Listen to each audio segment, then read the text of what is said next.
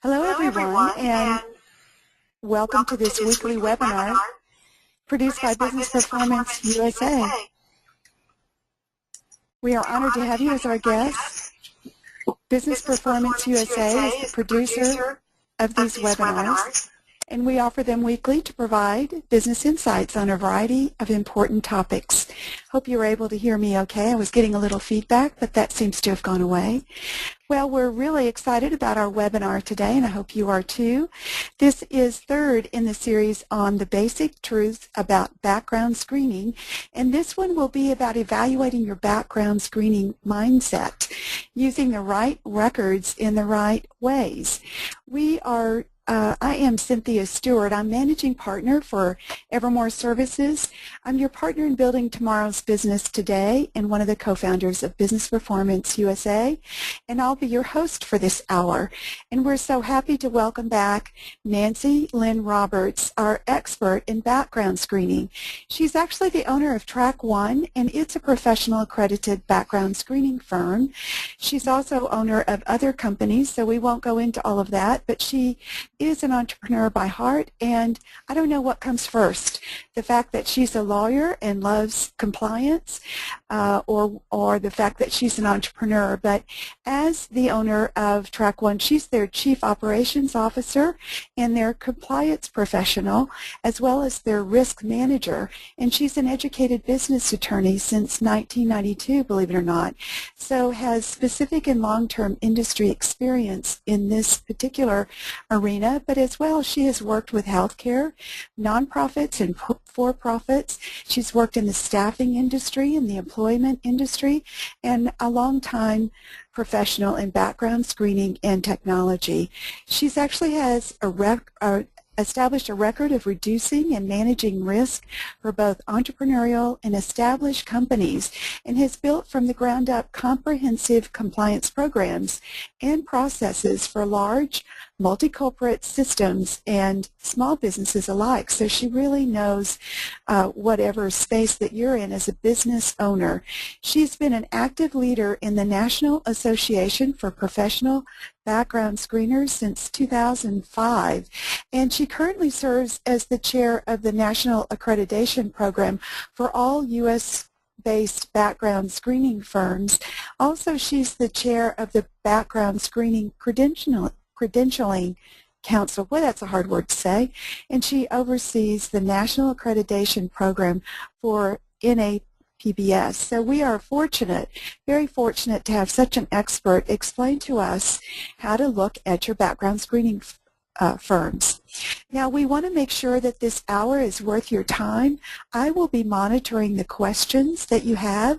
So if you'd go ahead and interact with us and use your question feature on your GoToWebinar dashboard, then I'll watch for those, and when I get a moment, I'll make sure that we get those questions to Nancy so she can answer them. Now, if you have any specific questions about your situation at your workplace, you can also email Victor at businessperformanceusa.org, and he monitors those emails as well. Now, we do have a recording of this webinar today, so if you want to share it with others that you think need to hear about this, you can do that by going to businessperformanceusa.org. And with that, I'd like to invite our speaker, Nancy. Nancy, I'm going to go ahead now and share my screen with you so we can let you take it away for us. Great, Cynthia. Thank you. It's great to be here, and I will say that whenever I have that kind of an introduction, I always think to myself, really all that means is that I've had enough experiences to be able to sit here today and share with you what not to do as well as what to do, because that sounds a lot more impressive than maybe it should. I'm really here with the hope that I can help you as you are sitting in your organizations to, first of all, evaluate, and second of all, set the proper mindset that you need to have about background screening and what it can do and what it doesn't do for you. So I hope that you find that as you work through not only this particular recorded webinar, but also as you visit the entire series that we are providing, that you find it to be a valuable tool to train up the personnel in your organization about how to do better background screening and really what the purpose of background screening is for every organization.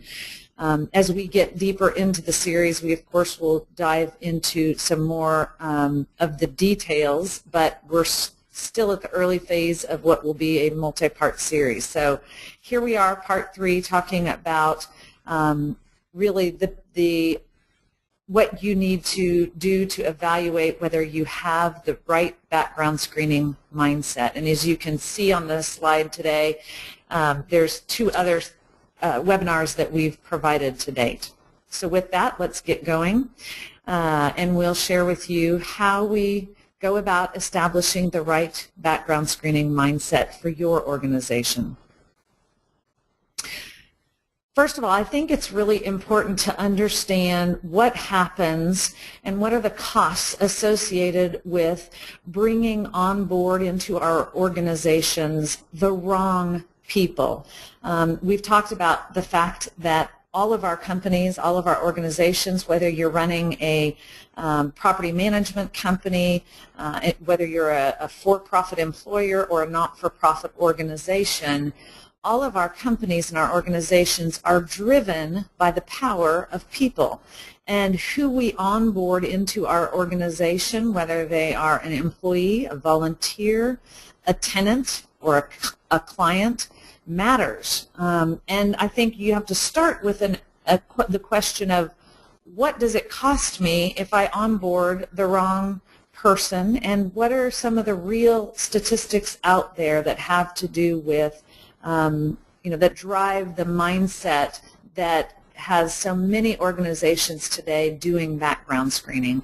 I tried to grab 3. I will tell you that on our Track 1 website, we actually display over 400 different statistics that are meaningful to employers and organizations who are engaged in background screening or intrigued about background screening. But you'll see a few of those statistics provided throughout the webinar today. The first one is that you really need to realize that you want to know before you let someone move into your organization. If you are a property management company or a landlord of any sort, there is a statistical average provided by the NAA that says that it costs anywhere on average from $2,500 to $5,000 per eviction, and that includes lost rent, marketing, property damage, court costs, etc., refilling the unfilled space in your organization. I think we also have to really just get real from the start when we're onboarding someone into our organization, and what we look at in thinking about onboarding people is, how do we know if the information that's coming to us is accurate versus are people misrepresenting things to us when they're applying with us, whether they're applying for an employment or for a tenancy or other purpose. Well, we know that statistically from SHRM and other HR-related statistics that over 85% of all resumes do contain errors, omissions, and or false statements. So I think we've got to get real with ourselves that people do lie when they are applying with us. And I think we also have to understand that not all thieves wear masks. 30% of business failures are caused by theft that's committed by someone you've already let into your organization. So ongoing screening, ongoing evaluation of the people that are in your organization and that have access to your assets is also an element of what the proper mindset for background screening needs to be.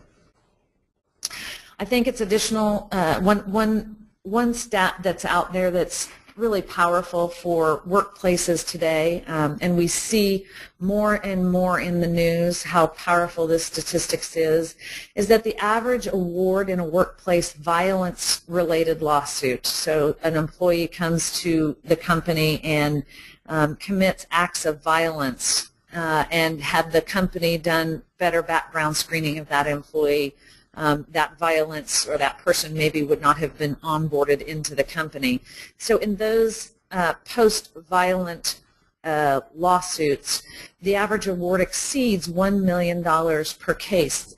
So the damages that can happen as the result of a wrongly onboarded or inappropriately onboarded person to your organization are real and are significant. And we see that more and more really in nonprofit settings as well as for-profit settings. As far as establishing the right mindset, we want to make sure that we're really investing in the right talent when we're building our organizations. I think you can see right there that replacing talent, the talent pool in our companies, has a cost to it. And you know, the numbers that you see here is just the hard fact costs. I don't think it factors in the time it takes to really get people knowing and understanding their job, getting them trained up. There's additional soft costs that aren't built into these hard cost factors. So there's a value to investing in the right talent up front. And for faith-based communities, I think it's really important that from a mindset standpoint, we get committed to protecting our community and our mission. We know that 90% of sexual assaults are committed against somebody that the perpetrator knows. So these perpetrators seek out organizations that don't have safe practices in place, seek out organizations that haven't established the right mindset for protecting themselves, and they plant themselves in those organizations in positions of trust. So kind of looking over those statistics, there's kind of, for me, a summary of what we need to do to get our minds into the right place is thinking in terms of background screening really is a mindset that a company has to adopt throughout the organization. I say this about compliance too, and I know that Cynthia introduced in her introduction shared my compliance background. Compliance is a mindset that a company has to adopt as well. So background screening it's a way of thinking.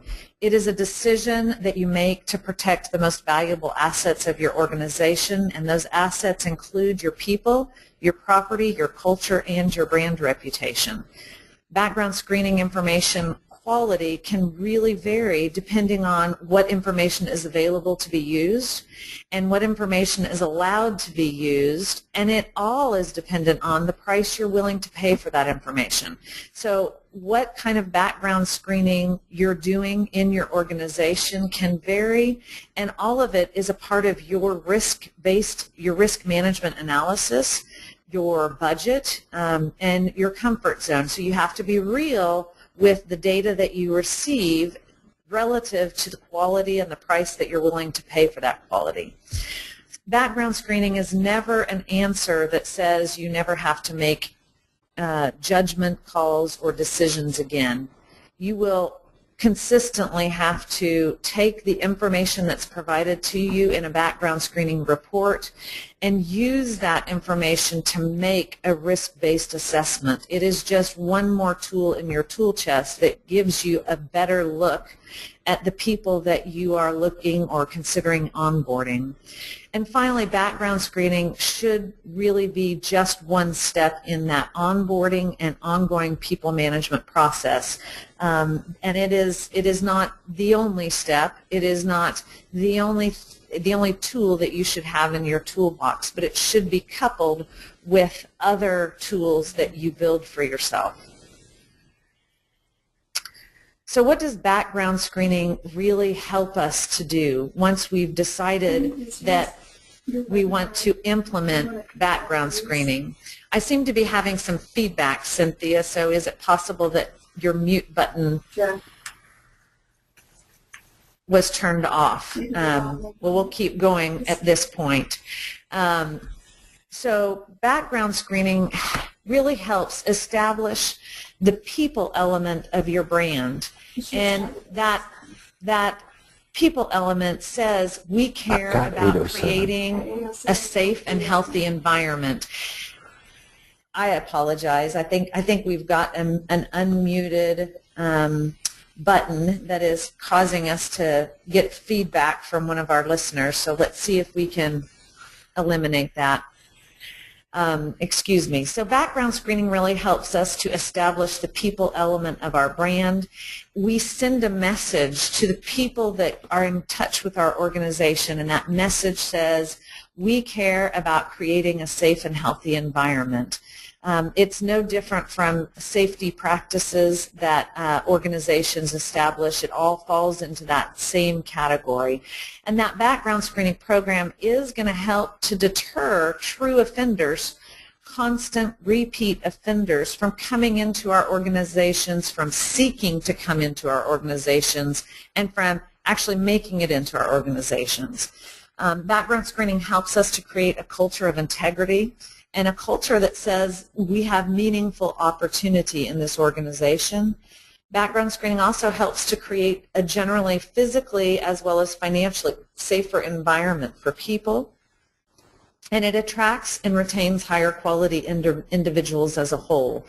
Background screening also helps to lower the risk of negligence claims and lawsuits in your organizations, and it helps you to comply with legal and regulatory and contractual requirements that your company may be subject to. And finally, of course, background screening does help to reduce fraud and theft. Now, eliminating these things is not what background screening will ever do, but reducing, minimizing, decreasing, and help preventing is the goal and focus of implementing a thorough and comprehensive background screening program. Now, as I said earlier, background screening is not a standalone item. It is not the end-all, be-all. Background screening has to be coupled in together with quality onboarding practices, quality safety training practices, policies and procedures, quality people management and training practices, policies and procedures, and quality risk and crisis prevention and management training. So it is there needs to be a comprehensive risk management program and risk mitigation program in place, where background screening is just one of the tools that you're putting to use. I think I said earlier, and I've said it in previous seminars that webinars that we've provided, that companies need great people. And the most valuable decision that a company makes is what people they're going to add to their organization. At the same, by the same respect as we showed with the earlier slides, the most expensive mistake that a company makes is to add the wrong people to their organization. Now, as I said earlier, Cynthia gave a long list of experience and history, which made me sound quite incredible at the introduction of this webinar. I can tell you that I've made that most expensive mistake, and it is with true knowledge that I share with you how important background screening and putting in comprehensive risk management programs really can be to a company. What you don't want to create is a situation where your company is repeatedly making those expensive mistakes over and over again. And people really are our greatest assets and our greatest liabilities. I think it's important, as we're establishing our mindset for background screening, that we recognize something that the Equal Employment Opportunity Commission, the EEOC, has really been emphasizing in the past few years. They've always emphasized this, but I think it's rightfully emphasized that people do make mistakes. I to date have never met a person who hasn't made a mistake, who hasn't done something in their past that they wish they hadn't done and which had consequences. So I don't think the question is, has a person made a mistake? There is not a resume I've reviewed, there's not a person I know that can't immediately bring to mind multiple mistakes that they've made even in the past few years. The question really becomes, what do they do next after they make that mistake? How do they overcome it? How do they grow through it? How do they learn from it? Do they talk about it openly? And do they teach others and prevent themselves from making that same mistake over and over again? I think as we're implementing a background screening program, we've got to keep in mind that we are looking for people that are handling the mistakes they've made in the right way. rather than looking for people that have never made a mistake. If it's the latter that we're focused on, I would contend our mindset's not quite right yet.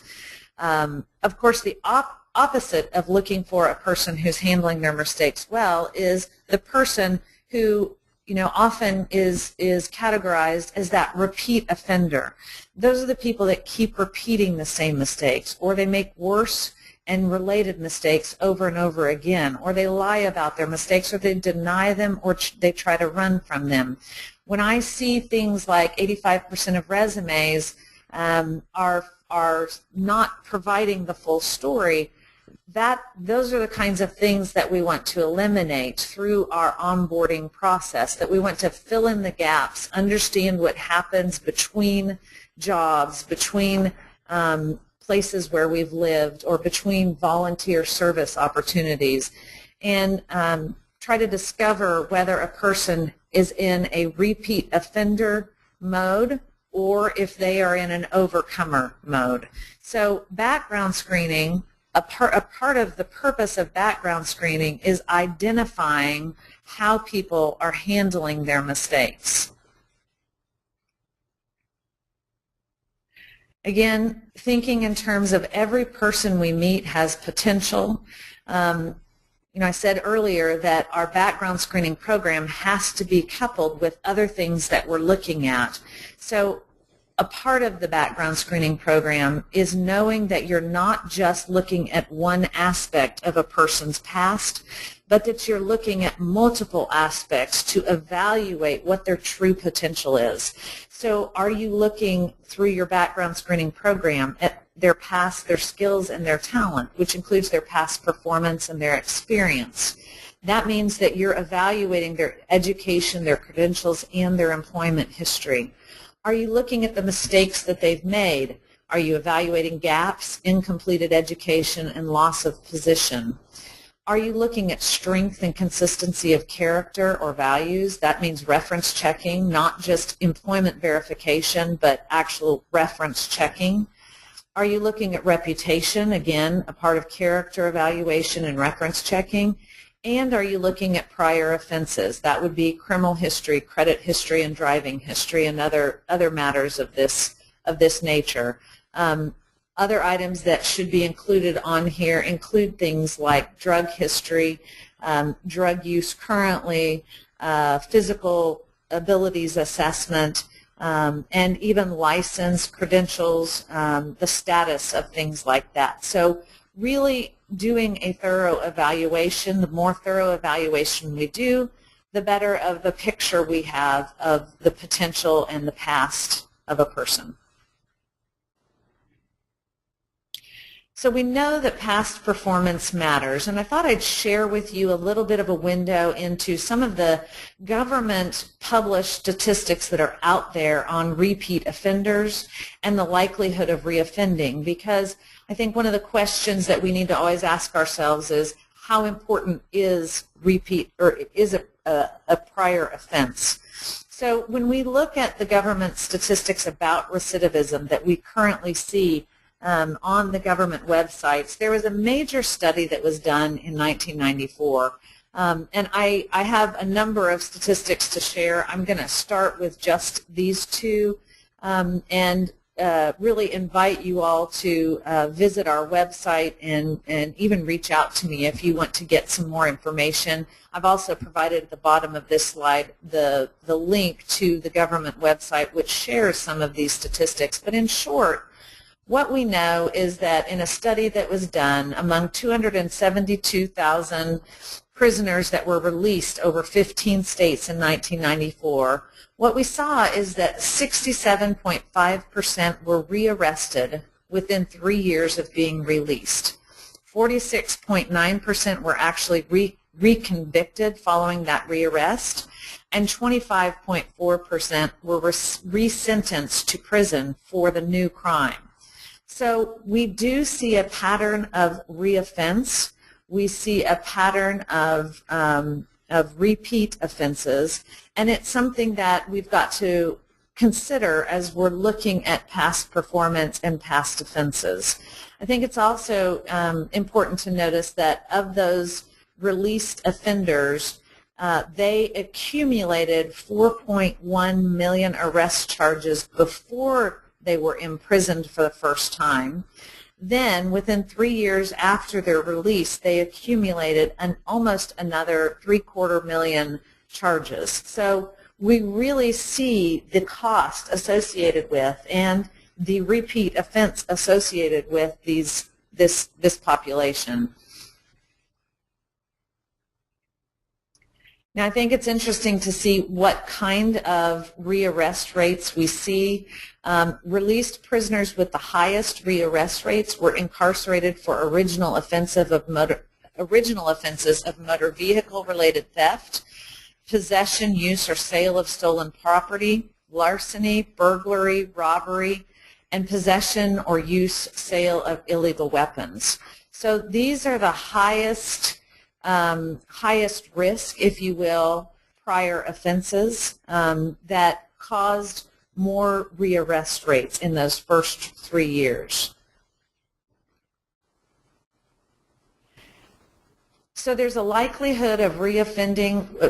As far as conclusions that we can draw about these prior criminal offenses, there's definitely a likelihood of reoffending that's high in those first 3 years. Now, we have established a standard of looking back 7 years, generally speaking, in our country, and that is a look-back period that applies both at the federal level as well as in many state statutes. We also have some statutes that go back 10 years and a few statutes that go back 5 years. So there's sort of this general picture of somewhere in the 7-year range of looking back. And there's a reason, because we do see that there is a high likelihood of reoffending in those years following a prior offense, arrest, and conviction. We do know that the statistics differ based on the various crime types for a lot of reasons. First of all, we have to ask ourselves, and in fact, I think that a lot of people have asked themselves, where are we applying law enforcement dollars? Where are we applying DA dollars? And where we're using those dollars clearly will have an impact on those reoffense rates. And finally, we do have just this human nature of repeating behaviors, absent some intentional decision to change, coupled with some form of help in making those changes. So, prior criminal offenses, in conclusion, really are something that have a meaningful impact in looking at whether bringing on someone is going to be valuable for our organization. Now, at the same time, we need to understand that character matters. The values that are instilled in us do matter in how we live out our lives and how consistent we are in living out our values and how we handle our mistakes and the reputation that we establish with credible sources.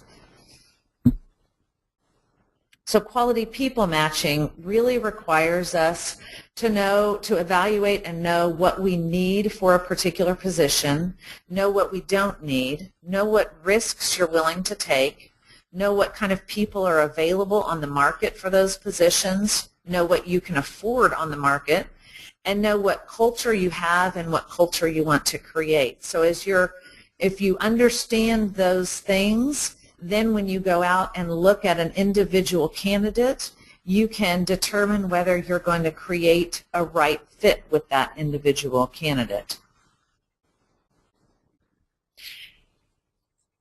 So a question that we have to always ask ourselves is, who are we going to allow into our organization as we're evaluating what positions we're trying to fill, and if we're a property manager, what kind of units we're trying to fill, what kind of property we're trying to fill up with people. But we've got to establish basically our risk tolerance. A zero tolerance should not exist for all positions and for all previous offenders. I think the EEOC has made it really clear that bright line tests are not how we want to think. And while that EEOC mindset or standard of individualized assessment is very much applicable in the hiring of employees category, it may not necessarily apply in all categories, but even the Fair Housing Act there's some issues and questions being raised right now at the Supreme Court level as to whether or not the same concepts of disparate impact or zero tolerance, not having bright line tests in a fair housing decisions, should also apply. So zero tolerance generally is not something that we as an organization advocate for any kind of background screening. A bad past for us, and my recommendation to our clients, is that a bad pass should only mean that appropriate limits are placed on the opportunities that you have to prove yourself, or that you have to gain access to something or some place or some organization. But every organization has to determine on a position by position or unit by unit or location by location and even an applicant by applicant basis who they're going to let into their organization. And I think this individualized assessment is really mission critical to your background screening program being a true success for your organization. So when we talk about establishing a right mindset, if you're going into your background screening program with a mindset of, I'm going to establish true bright line tests, and nobody with this kind of background is going to be allowed into anywhere in my organization, you might find that with the exception of a few types of bright line tests, that could present some problems for you.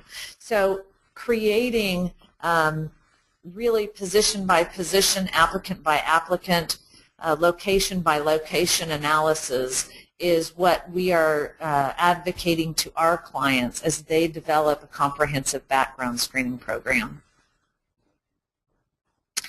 So if you've got that right mindset and you are establishing your screening program, I think it's important to really understand that during the background screening process, some things can happen. I think misunderstandings can arise.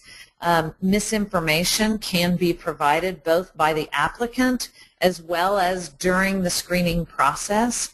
That mismatches with information can occur, and we're going to talk about that, and that clarification may be required.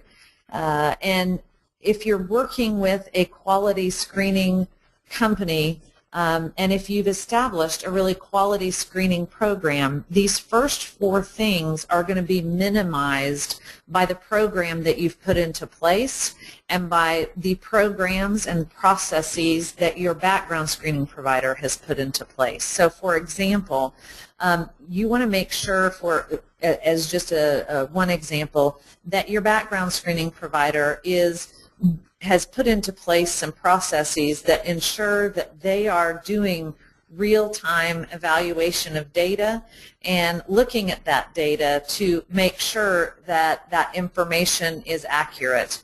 There are different ways, different levels of doing this with different products. There is no one-size-fits-all, but understanding what they are and are not doing for the price point that you've chosen to be at with them is really an important part of evaluating not only your screening program but your screening provider.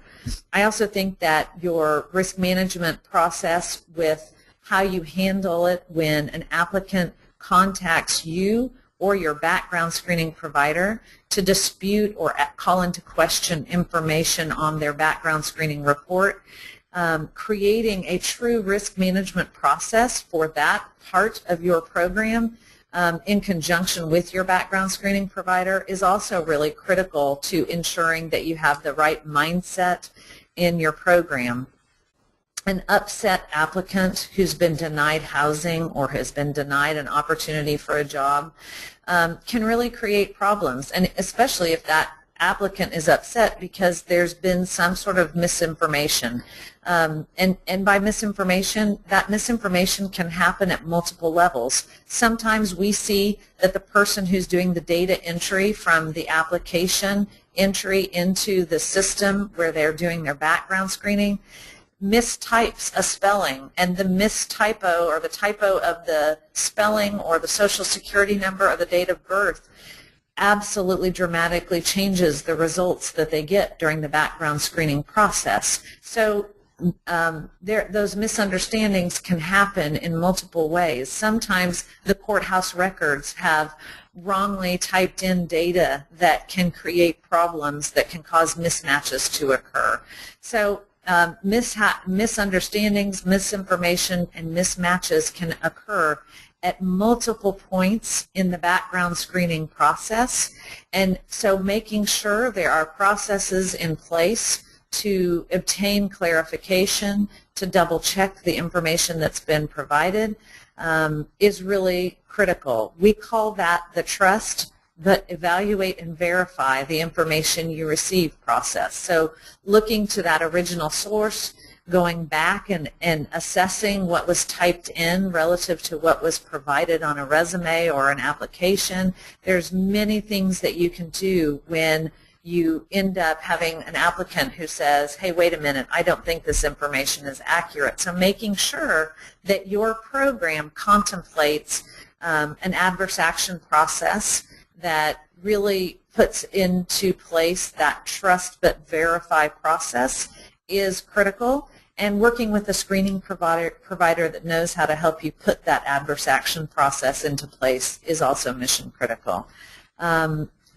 As a part of that program, you will be wanting to assess the credibility not only of your applicant through the process, but also of the sources of data and the sources of data entry.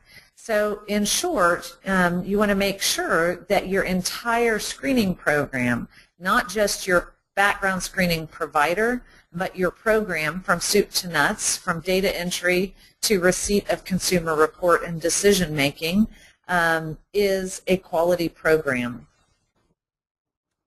Nancy, we have a question on that. Absolutely. It sounds like when you talk that you are sharing the results with these candidates or with the persons you're doing the background screening on. Can you talk about that a little bit? Absolutely. So in the adverse action process, there actually are some rules in the Fair Credit Reporting Act, which is, as you know from the previous webinars, one of the main federal laws that governs in this area.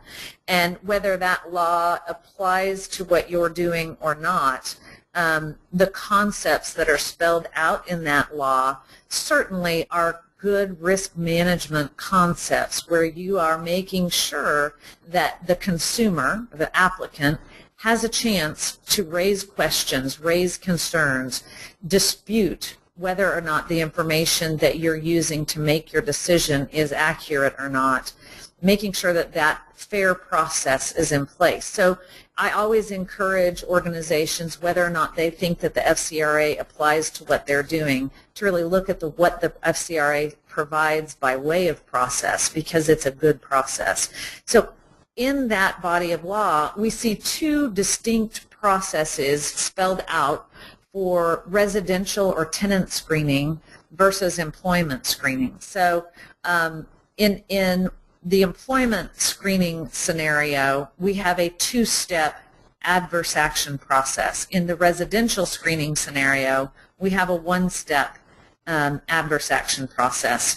So when we're talking about an employment screening, that two-step adverse action process contemplates that before you ever make a decision, you give the employee or the candidate notice that you have received information through a background screening report of some kind or a consumer report of some kind, which is causing you to contemplate making an adverse decision.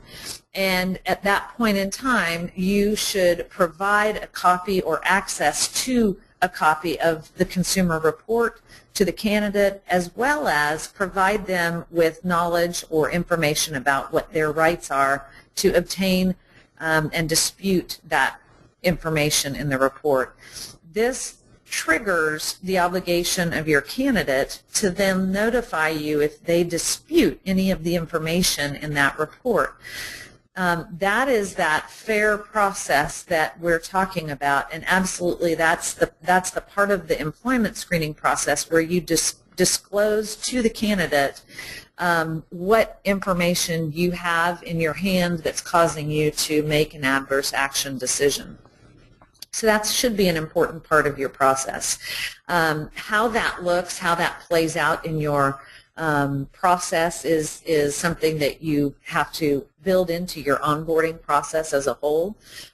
In the past, most employment hiring companies during the hiring process built that process into their pre-offer stage. But many are looking at doing that at the post-conditional offer stage at this point due to a lot of changes. So that evaluating the timing of that is something you'll want to look at with your own legal counsel and with your background screening provider of choice. Now, switching over for just a minute to the residential screening process, the Fair Credit Reporting Act provides a little bit of a different nuance on adverse action in that scenario.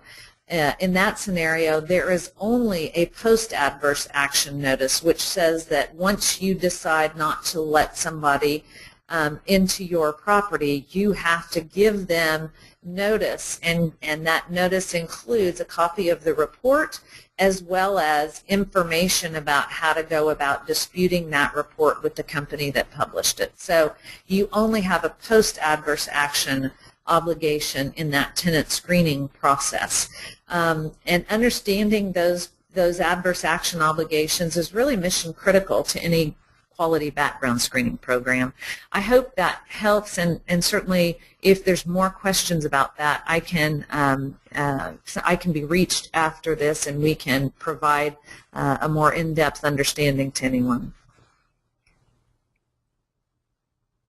So going back into this mindset and establishing your right background screening mindset, I think what we really as a whole need to understand is that we want to assess every applicant individually, and we need to understand that every person is uniquely different. Every position or property that we are trying to fill is different. Every department or unit is different, and every business, every organization has different needs, and every organization has a different comfort level with risk, as well as a different comfort level from a budgetary standpoint. So making sure you are evaluating your screening program according to this individualized assessment is really mission critical, and making sure that you're working with a background screening provider that can help you do this effectively is really mission critical. I really steer people away from the organizations that are online where you never are working with somebody who can talk to you about your background screening program, can't talk to you about how to establish a true risk management program. I think these 1-800 arrest record numbers are really dangerous solutions to background screening that have created a lot of confusion in the public mindset about what quality background screening really is. So if we're really establishing a quality background screening program with the right mindset, we are truly assessing individually certain cases of the person's position in the organization with each decision that they make. So I realize this is a little bit of a higher level webinar today, but I hope it's giving you a little bit of a feel for the mindset that you need to establish in your organization, within your company, both at the high level and at every level in your management and in your human resources, as well as with your executives and your front line. And the summary of that really boils down into these 8 bullet points: that companies need great people, that people make mistakes, and the question is, what do they do after that? That every person we come across has potential, that past performance does play a part in helping us to evaluate whether they're right for onboarding into our organization, that character truly matters, that companies have to know what they want and what they need for each position they're working to fill, that companies have to build a background screening program that plans for mistakes in data entry, mistakes in information, misrepresentations on resumes, and companies should really individually assess each person and each background screening report that they receive to make quality decisions for their organization. So if you've got this mindset, I think that you are set up for successfully establishing a quality background screening program. If you've chosen that quality background screening provider, and they can help you put that program together. So hopefully this summary will give you the tools you need to help establish the right and evaluate whether you have the right mindset in your organization today for doing quality background screening. With that, I will turn it back over to Cynthia. And we have a question. In fact, we have a couple questions, and we have time for that. So this is an interesting question. I'm reading it. I'm going to read it to you the way it's stated, and we'll go from there. How does the Bright Line testing model apply to voluntary associations which offer private and customized services, for example, concierge offerings or courier services, financial services, management offerings, things of that nature? I understand how does the Bright Line testing affect, did you say nonprofit organizations? Voluntary associations. Volunteer associations. So are you, if you're asking about, if you are an organization that hires volunteers and you, through the power of your volunteers, are offering concierge services to other organizations. The Bright Line, I think that's the scenario that we're in, and the question would be, how do you use or not use Bright Line testing in that context? I would go back to what I said at the outset. You know, the fact that we're using a volunteer population to do the work of our organization really just has to do with the pay that we do give or do not give. And so there is a damage question there. I may have less damage because I didn't have to pay the person that I was using to do the work of my organization. But the fact of the matter is those volunteers still represent your organization, and whatever they do or do not do, they are creating liability, they're creating reputation, they're creating relationships, and they are acting on behalf of your organization in some shape, way, or form. So the fact that you're not paying them really doesn't change the risk analysis that you do in evaluating how important is it to onboard them properly. It just changes the dollar amount that you evaluate in the total damage. So I would say that Bright Line testing, generally speaking, you know, it's the same whether I'm paying you or not paying you, whether you're doing a volunteer job or you're doing a job for pay. That same analysis would apply for me, and I think should apply. I hope that answers the question, and if it doesn't, why don't you shoot another question over to Cynthia to clarify? Yes, we got a little clarification on maybe examples such as Meals on Wheels or, you know, investment clubs, things of that nature. And I think you handled, you know, that you gave a good answer, even thinking about those organizations. Absolutely. Were you going to? Let me add to that you know, the power of your volunteer pool is significant. We've seen a number of, you know, I can just talk about in the church world, we've seen a number of churches and nonprofit organizations not merely struggle mightily, but darn near close their doors as a result of a volunteer who has done damage to someone that is affiliated with or entrusting a life or a person or property to their organization. So I don't think you can underestimate the value associated with your volunteer pool and the risk associated with the power of that volunteer pool. Okay, thank you, Nancy. And we have a little bit of time and one more question. And this is really looking at background screening as part of your overall culture with regard to it being really key to the mindset when you're building a learning organization with a culture of increasing alignment and improving engagement. So would you say that background screening can help you if you are building a learning organization? Absolutely. First of all, when you are creating a business model that is founded on the concepts of I'm going to grow up the people in my organization, I'm going to constantly create more value by investing back into those individual people, knowing that the return on your investment is going to be good, knowing that pouring dollars and value into those individuals is not going to be like pouring it into a bucket with a huge hole in it, but rather is going to be poured into a person that is going to end up building more value for the organization, is really mission critical. So for me, just as far as high-level mindset and thinking goes, background screening becomes an important component to understanding when you're onboarding that individual into your organization, whether that's the kind of person that you would